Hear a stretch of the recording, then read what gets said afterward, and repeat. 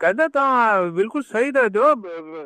Milk जे crisis में न हो बि माण्हू मूंखे पंहिंजे इदारनि सां पंहिंजे मुल्क सां सिंपति हुअणु खपे, मोहबत हुअणु खपे, उहो बैक ते हुअणु खपनि हुकुमरान जे माण्हू, तॾहिं असांजो मुल्क खे ताक़तवर थियनि था।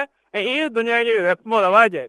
पर अथव त हुबती जंग आहे न, ही त माण्हुनि जी मर्ज़ी ज़ाहिर थिए थी। इलेक्शन में माण्हुनि खे पंहिंजी पसंदि जी हुकूमत चूंडणियूं थियनि, ज़ाहिर माण्हुनि सां गॾु अटैच हूंदो। हिते त माण्हुनि जी जेके चूंडी नुमाइंदा आहिनि उहो हिकिड़े खे था ॾियनि ऐं इलेक्ट ॿियो थो थिए। हाणे बलोचिस्तान जो मिसाल वठो, टोटल हुननि जी सवाइ बाप पार्टी या हुकूमत जा जेके आहिनि जेके मेंबर आहिनि, उन सवाइ सॼी जेका माण्हू जे ख़िलाफ़ आहिनि उनको जेलुनि में विझी वेठा आहिनि। ऐं उहो कीअं अमन अमान थींदा, कीअं माण्हू ताक़तवर थींदो। ऐं उहो जेको इमरान ख़ान जी मिसाल जी हिकिड़ो बि पंहिंजी प्रॉपर्टी ॿाहिरि कोन साबित कई, हिकिड़ी बि न, ज़ीरो प्रॉपर्टी ॿाहिरि आहे। ऐं उहो माण्हू जेल में पियो आहे, जिनखे तव्हां पद सभु छे करे अथई, जिन ते फीस सहे महीने जिते एजूं वेजूं प्रॉपर्टी ख़रीद करण लिविंग के स्टैंडर्ड पाण ॾिसूं पिया, उहे माण्हू हाकिम जा वेठा आहिनि, हू जेल में पियो आहे। त माण्हुनि खे कीअं भई निज़ाम या सिस्टम ते एतमाद थींदो, ऐं माण्हू कीअं जेको थो सिंपैथी या मोहबत थींदी, इहो ज़रूरी आहे। जेको तव्हां जेतिरो वक़्तु कढो, इहे मुल्क हलंदा कोन आहिनि। मीसा ॾिसो, सवाल इहो न आहे त केरु ईमानदार आहे केरु न आहे। अच्छा, आउं फ़िलहालु इहा बि बहस नथो कयां मीर साहब त जेको इलेक्शन फेयर थिया न थिया, छाकाणि त जहिड़ा बि इलेक्शन 2024 में थिया, सभिनी ख़बर आहे कहिड़ा थिया, सभिनी खे ॿार बची ख़बर आहे, सभिनी ख़बर आहे 2018 जा बि कीअं थिया, पर 2024 वारी ॻाल्हि था थी। पर उनजे बावजूदि सिंगल लार्जेस्ट पार्टी त इन ख़ान जी हुई न, PTI। पोइ त उनखे इलेक्शन कमीशन चयो त न तव्हां PTI जा ई न आहियो, आज़ाद आहियो, छा। पर सभिनी ख़बर आहे PTI जे करे उहो खटिया। मुख़्तलिफ़ हिन ते इलेक्शन निशान जे बावजूदि मुख़्तलिफ़ माण्हू मतिलबु अक्सरियत ई खटिया। त इहो त तय आहे न त हू हिकिड़ी मतिलबु अगरि टे पॉलिटिकल मेजर फोर्सिस आहिनि, अगरि तव्हां पार्लिमानी हिसाब सां बि चओ था त हुनमें PTI या ख़ान जेको बि चओ, उहो लीडिंग स्टेज ते आहे। नवाज़ लीग आहे, पीपल्स पार्टी आहे, आउं त चाहियां थो भाई JUI छो न आहे, आउं त चाहियां थो भाई ANP छो न आहे, जमात इस्लामी छो न आहे। So need a political consensus. ऐं हू इस्टेब्लिशमेंट खे अणधुरियो थी हिननि सां खुलियल दिलि सां, अगरि सिर्फ़ु एतिरो थियणो आहे त असीं जीअं चऊं पिया तव्हां सभु लाइन में वेही उहो मञी वठो, त उहो कंसेंसस न आहे। उहो कंसेंसस बाय चॉइस न आहे। एटलीस्ट उहो ई आहे त बसि हुकुम थी वियो आहे, मञणो आहे। पोइ उहो त ही मञनि पिया, उहो जेल वारो नथो मञे, त पोइ हीअ जेके दुश्मन कनि पिया मुल्क सां, हिन खे रोकजे कीअं? What is the strategy? उहा पोइ कीअं ईंदी? छो त हिन वक़्तु उहा ई फॉलो हाणे चइजे न सही, पोइ हीउ दहशतगर्द घड़ी आयो, हिन जो सियासी हीउ त हिकिड़ो वाक़ियो आहे न, छा हीउ पहिरियों आहे, छा हीउ आख़िरी थींदो? एग्ज़ैक्टली। अफ़गानिस्तान सां कीअं डील करिणो आहे?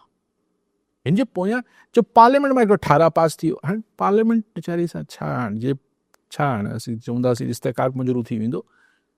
जेन्युइन दिलि सां इहा ॻाल्हि अगरि जेसि ताईं एक्सेप्ट न कई वेंदी त असांजे मुल्क में हिकिड़ो कंसेंसस खपे, इतफ़ाक़ राय खपे मेजर पॉलिटिकल फोर्सिस जे दरमियान, तेसि ताईं बसि पोइ असीं फ़िलहाल त उहा ई ॻाल्हि आहे न, जीअं तव्हां ॻाल्हि कई, सभु मिली हिकिड़ी ॻाल्हि हुई, तव्हां ॻाल्हि कई त भई कंसेंसस त सिर्फ़ु सॉरी तारी ॻाल्हि सिर्फ़ु लोकल मामिलो त न आहे हिन रियासत।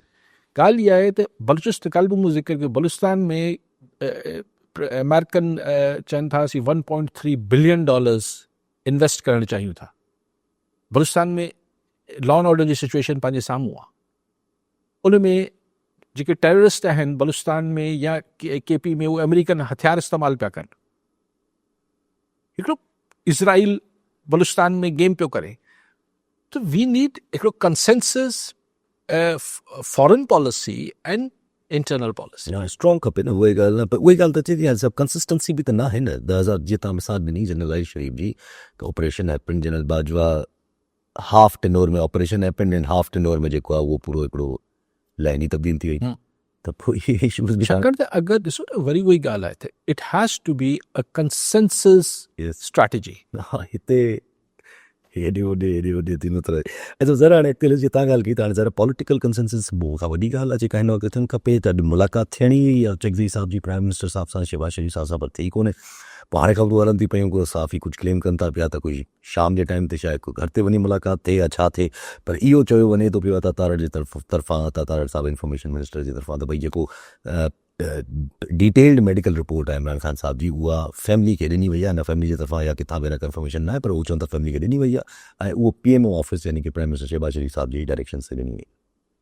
ठीकु आहे, मतिलबु हिन सां को मूं तव्हांखे चयो न मुलाक़ात ऐं मेडिकल रिपोर्ट हिन सां को सियासी इतफ़ाक़ रहियो, लेकिन हिकिड़ा जेस्चर्स आहिनि ऐं मुलाक़ात अचकज़ई साहिब सां अॼु शायदि इन दहशतगर्दी जे वाक़े जे करे पार्लियामेंट में न थी हूंदी, हाणे घर में थी वेंदी, उहो थींदो सही। शहबाज शरीफ़ साहिब ऑफिशियली चए पियो वेंदो अचकज़ई साहिब वटि ऐं उते जेके ॻाल्हियूं आहिनि हाणे उहो ॾिसूं त उन में को सिर्फ़ु हिकिड़ी खानापूरी थींदी या हिकिड़ो ख़ैर सगाली वारी जेका थींदी आहे या कुझु जेन्युइन टॉक्स थींदियूं। मां इहो उमेद थो कयां त कुझु जेन्युइन टॉक्स थींदियूं। ऐं सभु अचकज़ई साहिब खां जॾहिं सवाल थियो त ही भला अचे थी पई हिकिड़ी लहर नज़र अचे थी पई त आफ़िदी साहिब बि जेको आहे इस्टेब्लिशमेंट सां क़रीबी मतिलबु क़रीबी न हिकिड़ो टर्म्स ते अचनि था पिया, एपेक्स कमेटी में कंसेंसस जूं ॻाल्हियूं त थियनि, इहो सभु कुझु थिए थो। अचकज़ई साहिब जवाबु ॾिनो भई इहे ई इदारा आहिनि, इहा ई फ़ौज आहे, इहे ई सभु कुझु आहे, इहे ई सभु कोई सभिनी खे गॾु वेही करे कंसेंसस सां ई हलणो आहे। त कल्ह सेठी साहिब बि हिकिड़े प्रोग्राम में क्लेम कनि पिया त इमरान ख़ान साहिब जेको आहे उहो ईअं मसइलो इमरान ख़ान साहिब जो इदारे सां न आहे, हिते पर्सनल मामिलो आहे, इमरान ख़ान साहिब खां इस्टेब्लिशमेंट खे बि इमरान ख़ान साहिब सां मसइलो न आहे। अगरि इमरान ख़ान साहिब ॿाहिरि अचनि था त पोइ नुक़सानु थींदो कंहिं शख़्सी जे। नजम सेठी साहिब त जेको वणे चई वेठनि, पर इहा ॻाल्हि पाण त सदाईं कंदा रहिया आहियूं त मामिलो पर्सनल आहे, ज़ाती रंजिशूं आहिनि। हाणे सेठी साहिब बि चए पियो, सभिनी खे नज़र अचे पियो, हिन में त को नई ॻाल्हि त सेठी साहिब न कई आहे त मामिलो पर्सनल आहे न, ऐं इहो अॼु न आहे। आउं त चवंदो आहियां त तव्हां ही जेको अॼु खां 50 साल 60 साल पुराणी बि पावर गेम खणी ॾिसो, मामिलो ज़ातियात ते हुजे थो, मूंखे तव्हां पसंदि आयो, मूंखे तव्हां न पसंदि आयो, बाक़ी ख़ैर जहिड़ी ॻाल्हि हुजे थी।